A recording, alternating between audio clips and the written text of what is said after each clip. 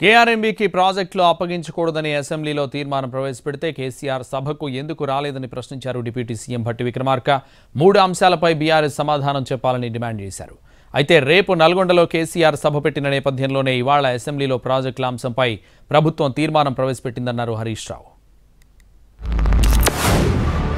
నేల కోసమే రాష్ట్రం తెచ్చుకున్నప్పుడు ఈ రాష్ట్రం కోసమే మేము పోరాటం చేశారని చెప్పిన మాజీ ముఖ్యమంత్రి గారు నిజంగా సభకు రావాలి కదా అధ్యక్ష. ఈరోజు దీని మీద చర్చలో పాల్గొనాలి కదా.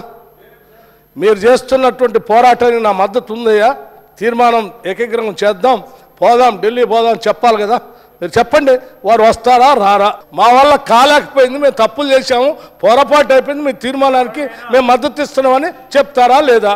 బడ్జెట్ మొన్న ప్రవేశపెట్టుకున్నాం.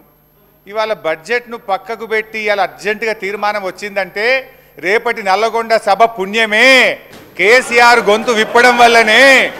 అంటే ఇది బీఆర్ఎస్ పార్టీ సాధించిన విజయం కుల్లా. మీ తప్పును సవరించుకొని ముందుకొచ్చినందుకు మేము స్వాగతిస్తూ ఆ తీర్మానంలో గత ప్రభుత్వం అనే కామెంట్స్ తీసేసి మీరు పెట్టిన తీర్మానానికి మేము సంపూర్ణంగా మద్దతు ఇస్తాం.